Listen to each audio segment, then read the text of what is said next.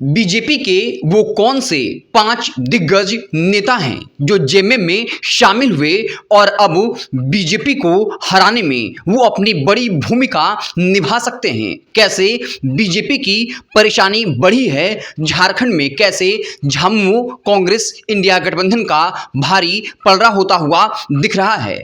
हम आपको उन तमाम 5 दिग्गज नेताओं के बारे में बताएंगे, साथ ही साथ ये बताएंगे कि कैसे ये बीजेपी का पूरा खेल खराब कर सकते हैं। तो सबसे दिग्गज नेता जो है वो भाजपा की सबसे मजबूत दमदार आदिवासी नेता जो लुइस मरांडी हैं, वो जेएमएम में औपचारिक तौर पर शामिल हो गई हैं। कयास ये है कि उनको या तो जामा से या फिर दुमका से टिकट मिल सकता है। लुइस मरांडी वही नेत्री हैं जिन्होंने 2014 के विधानसभा चुनाव में हेमंत सोरेन को चुनाव हरा दिया था।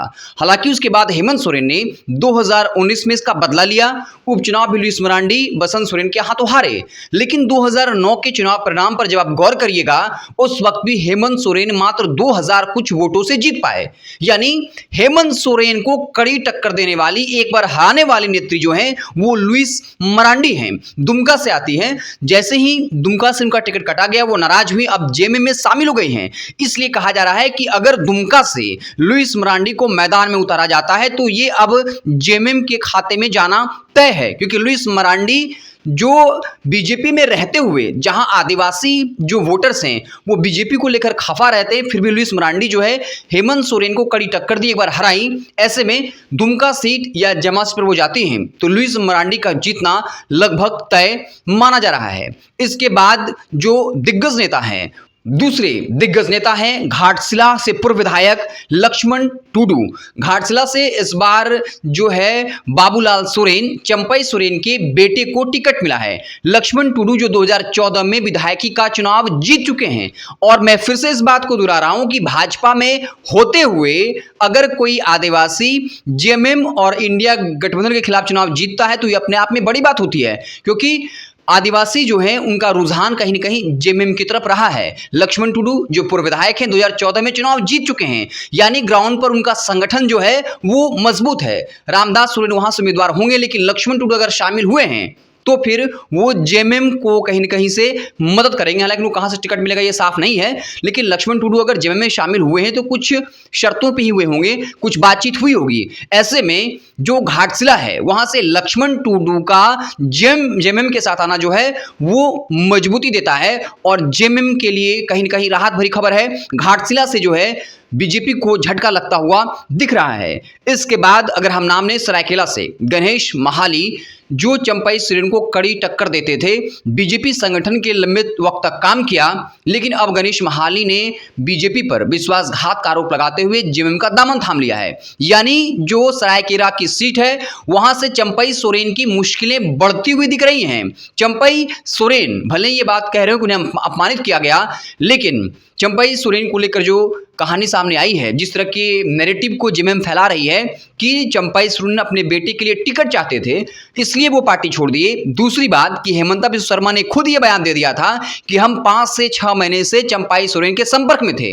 अब जेएमएम इस सवाल को उठाएगी कि चंपई सोरेन पहले से धोखा देने के मूड में थे, इसलिए हमें उन्हें मुख्यमंत्री पद से हटाना पड़ा। तो चंपई सोरेन की मुश्किलें जो हैं वो कम नहीं है। ऐसे में अब वहां से बीजेपी विधायक गणेश महाली जिन्होंने संगठन के लिए लंबे वक्त तक काम किया, तो बीजेपी का वोट बैंक जो है अब चंपई सोरेन को मिलता हुआ नहीं दिख रहा है। चाहे उम्मीदवार वहां से जो कोई भी हो, तो बीजेपी का जो परंपरागत वोटर्स रहा है, जो कैडर्स रहा है, जो कार्यकर्ता रहा है, खास जो कार्यकर्ता रहा है, जो वोटरों को अपनी तरफ लाता है, गणेश महाली लंबे वक्त तक काम करते रहे, अब वो जेएमएम में शामिल हो गए हैं। तो कहीं न कहीं सरायकेला में भी बीजेपी जो है वो कमजोर हुई है। हालांकि चंपई सोरेन जीतेंगे या हारेंगे, लेकिन मुकाबला काफी नजदीकी रहने वाला है। ऐसा भी नहीं है कि चंपई सोरेन बड़े अंतराल से जीतते रहे हों। लोकसभा का चुनाव अगर देखें, सीएम रहते हुए अपने विधानसभा से वो बहुत वोट से लीड नहीं करवा पाए और ये उनकी हार मानी गई।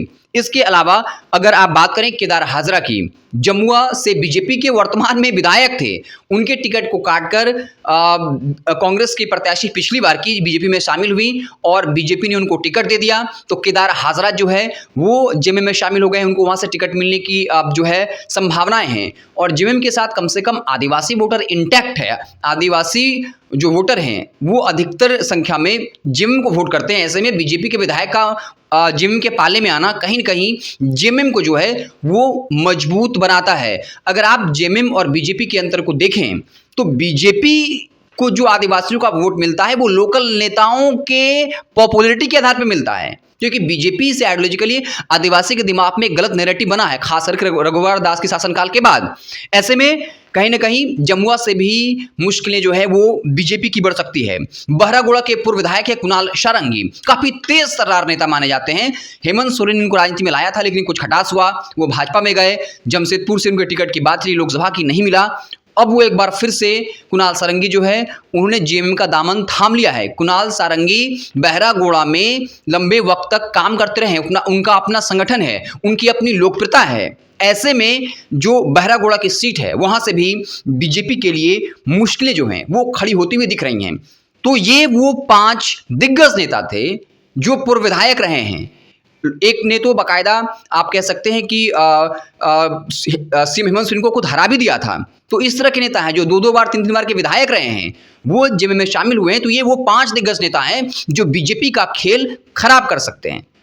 आपको क्या लगता है कमेंट बॉक्स में जरूर बताइएगा। बहुत बहुत धन्यवाद।